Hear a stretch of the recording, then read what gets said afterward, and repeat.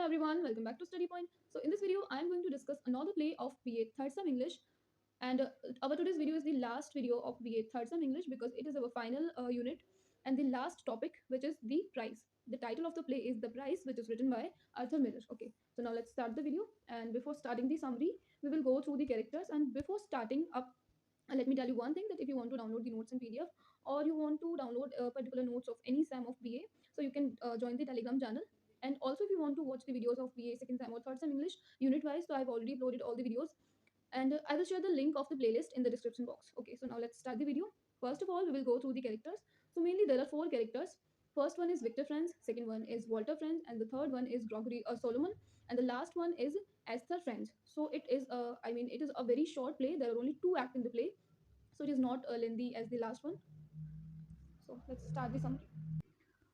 So what we are going to discuss in the summary of the play is how money plays a important or crucial role between the relations. Like money could separate you, or it could also helps you to make your relations perfect, or sometimes money becomes the very crucial topic between families, and also it becomes the reason of the separation. So how money plays a vital role in the chapter, and why the author gave it a title of The Prize.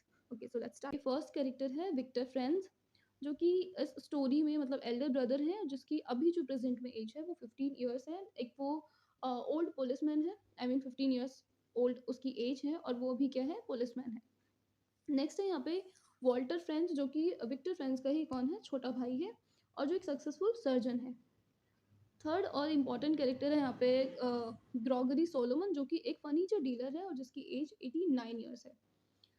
Fourth character है हमारा Esther France, जो कि Victor की wife है, 46 year old है। But जो Victor की wife है वो अभी मतलब बेड में ही रहती है, काफ़ी ज़्यादा बीमार हैं और डिप्रेशन की शिकार हैं। और यहाँ पर जो विक्टर है वो भी वैसे तो काफ़ी अच्छा इंसान है, काफ़ी लॉयल है, स्टडीज़ में वो काफ़ी अच्छा था, बट अपनी फैमिली की इकोनॉमिकल कंडीशंस की वजह से उसको अपनी स्टडी छोड़नी पड़ती है। बट जो वॉल्टर फ्रेंच है वो यहाँ पे अपनी स्टडी को ड्रॉप आउट नहीं करता है, वो अपनी फैमिली को छोड़ देता है, एंड खुद से ही वो मतलब खुद ही उसने अपना स्टडी और सब कुछ मैनेज किया होता है। और जो यहाँ पे फर्नीचर डीलर है वो इन दोनों के बीच में, इन दोनों की कंडीशंस का फ़ायदा उठाता है, और इनकी फादर की जो प्रॉपर्टी और जो फर्नीचर है उसको बहुत ही चीप प्राइसेस में खरीदने की कोशिश करता है। तो चलिए अब स्टार्ट करते हैं हम समरी। समरी से पहले हम देखेंगे एक इंट्रोडक्शन पार्ट, मतलब पूरे इस प्ले का एक ओवरव्यू आपको मिल जाएगा यहाँ पर। So mainly in Arthur Miller's 1968 play the prize. तो जो प्राइज प्ले है वो अर्थर मिलर ने लिखा है, 1968 में पब्लिश हुआ था। अब नेक्स्ट हम बात करें इसमें कैरेक्टर्स की, तो वॉल्टर और विक्टर ये दो मेन कैरेक्टर हैं, जो कि चाहते हैं अपने लेट फादर की जो प्रॉपर्टी है, जो फर्नीचर है, उसको बेचना चाहते हैं। और जो फर्नीचर सेल्समैन है वो है सोलोमन। ये इनको ऑफर करता है कि वो इनकी फैमिली का जो फर्नीचर है उसके बदले इनको केवल $1000 पे कर सकता है। अब यहाँ पे दोनों भाइयों के बीच में प्रॉब्लम ये होती है कि देखिए विक्टर जो है वो काफ़ी मतलब पोलाइट है अपने ब्रदर के कंपैरिजन में।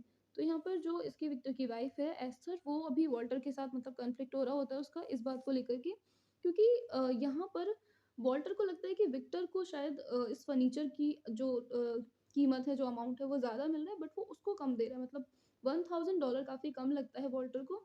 वो सोचता है कि शायद इन्होंने मुझे प्राइस कम बताया है, बट ये खुद काफ़ी ज़्यादा चार्ज कर रहे होंगे, काफ़ी ज़्यादा ही अपने पास इन्होंने रखा होगा। अब मिलर की जो डेथ होती है वो होती है 1947 में। The play focuses on family drama, तो एक फैमिली ड्रामा है ये। अब किस तरीके से जो मनी है, किस तरीके से जो पैसा होता है वो लोगों को जोड़ के भी रखता है, और कई बार लोगों के रिलेशंस खत्म होने के पीछे भी जो रीज़न होता है वो मनी ही होती है। तो यही चीज़ें राइटर ने हमें बताने की कोशिश की है, और इसीलिए इस प्ले का नाम रखा गया है द प्राइज। ओके, तो चलिए अब स्टार्ट करते हैं इसकी summary. The play takes place in a dialogue of a single scene. The audience learns the Victor and Esther stuck around the help Victor's and Walter's father when he was widowed. देखिए, अगर हम इसके starting की बात करें तो जो इनके फादर होते हैं विक्टर के,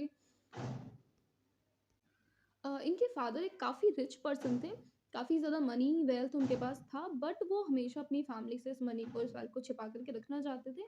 एंड 1929 के इकोनॉमिक क्राइसिस के टाइम पे काफ़ी ज़्यादा अपनी वेल्थ को उनको खोना पड़ा, और बहुत लंबे टाइम तक उन्होंने कोशिश की इन सब चीज़ों को अपनी फैमिली से छिपा के रखने की, बट वो नहीं रख पाते हैं बहुत लंबे टाइम तक। तो वॉल्टर एंड विक्टर उस टाइम पे कॉलेज में होते हैं, एंड यहाँ पे उनकी कंडीशंस इतनी ज़्यादा बेकार हो जाती हैं कि वो अपने बच्चों की फ़ीस पे नहीं कर पाते हैं। तो जो बड़ा बेटा होता है वॉल्टर, सॉरी विक्टर विक्टर ने डिसाइड किया कि वो अपनी स्टडीज़ छोड़ देगा और अपनी फैमिली को हेल्प करेगा, अपने फादर को हेल्प करेगा। तो विक्टर पढ़ाई में मतलब स्टडीज़ में काफ़ी अच्छा होता है, बट उसके बाद भी वो अपनी स्टडीज़ को छोड़ देता है। बट मतलब खुद को बहुत ज़्यादा अनलकी वो फ़ील करता है। अब दूसरी तरफ जो वॉल्टर है वो मना कर देता है, इस चीज़ को बिल्कुल रिफ्यूज़ कर देता है कि अगर उसके फादर उसकी फ़ीस पे नहीं कर पा रहे हैं, तो इसमें उसके फादर की गलती है कि अगर उन्होंने मतलब इस तरीके से चीज़ें मैनेज क्यों नहीं की कि उनको आगे जाके अपने बच्चों को एक अच्छा एजुकेशन भी देना है और अपनी फैमिली को रन करना है, तो उनको सभी चीज़ों का ध्यान रखना चाहिए था और वो सब चीज़ के लिए अपने फादर फादर को रिस्पॉन्सिबल मानता है और वॉल्टर घर छोड़ के चला जाता है। अब जैसे-तैसे वो अपनी स्टडीज़ को, जॉब को, सब चीज़ें खुद से मैनेज करता है और वो एक सक्सेसफुल सर्जन बन जाता है। बट अगर हम बात करें इस प्ले की, तो प्ले की देखिए सेटिंग्स में बताया जाता है कि his wife has divorced him, कि मतलब वो काफ़ी ज़्यादा खुश नहीं रहता था और उसकी वाइफ भी उसके साथ खुश नहीं थी। तो वाइफ के साथ उसका डिवोर्स हो चुका है। और उसके बाद अगर हम बात करें जो विक्टर है, विक्टर की जो वाइफ़ है उसको हम पहले ही देख चुके हैं कि मेंटली इलनेस है उसके अंदर, मतलब बहुत लंबे टाइम से वो बेड पर है, डिप्रेशन की भी शिकार है वो। तो वो भी इस टाइम पे काफ़ी ज़्यादा परेशान है। तो यहाँ पर फिर विक्टर ने अपने जो सक्सेसफुल ब्रदर है, मतलब जो कि अभी एक सर्जन है वॉल्टर, उससे $500 की माँग की अपने एजुकेशन को कंटिन्यू रखने के लिए, बट जो वॉल्टर है वो मना कर देता है। क्योंकि कहीं न कहीं वॉल्टर के माइंड में ये चीज़ें होती हैं, ये परसेप्शंस उसने बना रखे थे कि उसके फादर के पास बहुत मनी थी, बहुत पैसा था, बट उसने अपनी सारी की सारी वेल्थ अपने बच्चों से छिपा कर रखी और सारा का सारा पैसा उन्होंने किसको दे दिया? विक्टर को दे दिया होगा।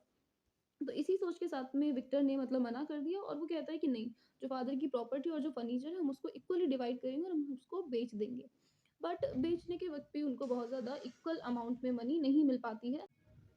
तो जो हमारा यहाँ पे मेन लीड कैरेक्टर है विक्टर, वो वाक़ई में ही बहुत सीधा है, बहुत ऑनेस्ट है और वो अपने फादर की स्ट्रिक को नहीं समझ पाते। मतलब कहीं न कहीं ये बात सच थी कि जो विक्टर के फादर थे उनके पास काफ़ी मनी थी, बट उन्होंने उसको अपनी फैमिली से छिपा कर के रखा। बट जो उसका सॉरी छोटा भाई है विक्टर का, उसको ये सारी चीज़ें पता थी कि उनके पास काफ़ी सारी मनी थी और उन्होंने उसको छिपा कर के रखा। Victor would have fought harder for them to lead a more comfortable life, मतलब कहने का ये है कि जो विक्टर है उसको अपनी लाइफ को बहुत अच्छे एक कंफर्टेबल लिविंग स्टैंडर्ड खुद को देने के लिए बहुत ज़्यादा फाइट करनी पड़ती है, बहुत ज़्यादा मेहनत करनी पड़ती है, क्योंकि वो बहुत ही सीधा साधा सा है, बहुत जल्दी ही सब पे ट्रस्ट कर लेता है।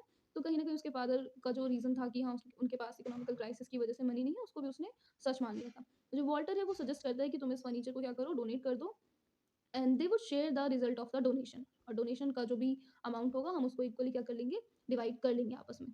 बट जो यहाँ पर डीलर होता है सोलोमन, वो काफ़ी ज़्यादा ग्रीडी टाइप था और काफ़ी मतलब इन दोनों को ट्रिक करने की कोशिश करता है। वो एक्चुअल जो प्राइस होना चाहिए उस फर्नीचर का वो उनको नहीं बताता है। अब देखिए यहाँ पर खुश कोई भी नहीं है, क्योंकि जो विक्टर है उसने काफ़ी लंबे टाइम पुलिसमैन वो रहा है, मतलब 28 ईयर्स की उसकी सर्विस है, बट उसकी फिर भी इकोनॉमिकल कंडीशन बहुत ज़्यादा ख़राब है कि बिल्कुल रोड पे रहने की उसकी हालत अभी हो चुकी है। और जो वॉल्टर है उसकी वाइफ ने उससे डिवोर्स ले लिया उसके फाइनेंशियल क्राइसिस की वजह से। तो कहीं ना कहीं मनी एक बहुत मेजर रोल प्ले करता है इन सभी की लाइफ में, कि वो दोनों भाई अलग अलग हुए थे बचपन में, या मतलब बचपन में नहीं कहेंगे बट काफ़ी यंग एज में वो अलग हो जाते हैं। तो उस टाइम पे भी रीज़न होता है इनके बीच में इनकी प्रॉपर्टी, मनी, और अभी दोनों की लाइफ में काफ़ी ज़्यादा प्रॉब्लम्स चल रही हैं। उसके पीछे भी क्या है रीज़न, लैक ऑफ मनी। तो देखिए उसके बाद, क्योंकि अब बाकी अगर हम सब चीज़ों को छोड़ भी देते हैं, तो जो वॉल्टन है फिर भी उसकी जो अभी इकोनॉमिकल कंडीशन है वो उसके अपने ब्रदर विक्टर से काफ़ी अच्छी है। वो एक अच्छा खासा सर्जन है। तो अभी वो अपने भाई को ऑफ़र करता है कि अगर आप चाहें तो मेरे क्लिनिक में मैं आपको जॉब दिलवा सकता हूँ। अब क्योंकि उनके पास भी कोई ऑप्शन, मतलब उसका जो भाई विक्टर है, विक्टर के पास भी कोई और ऑप्शन नहीं है, तो अभी वो सारी चीज़ों को छोड़ देता है और अपनी फैमिली और वाइफ़ के लिए वो क्या करता है, उसके ऑफ़र को मतलब मान लेता है, एक्सेप्ट कर लेता है। अब देखिए पहले तो विक्टर काफ़ी ज़्यादा परेशान होता है ये सोचकर कि इससे बेटर ऑप्शन तो होगा कि मैं फादर की फर्नीचर प्रॉपर्टी को बेच दूँ और उससे जो पैसा मिले उससे एक नया करियर स्टार्ट करूँ, बट कहीं न कहीं उसको डाउट भी होता है कि सोलोमन पे ट्रस्ट नहीं किया जा सकता है। तो इससे अच्छा मैं अपने ब्रदर वॉल्टर पर ही ट्रस्ट करूँ और इसी के यहाँ पर मतलब एक असिस्टेंट की जॉब कर लेता हूँ, अपना एक नया करियर स्टार्ट करता हूँ। तो ये पीडीएफ आपको मिल जाएगी टेलीग्राम चैनल पे, और बाकी एमसीक्यूज़ या इंपॉर्टेंट क्वेश्चन की सीरीज़ हम जल्दी स्टार्ट करेंगे। तो मिलते हैं फिर नेक्स्ट वीडियो में।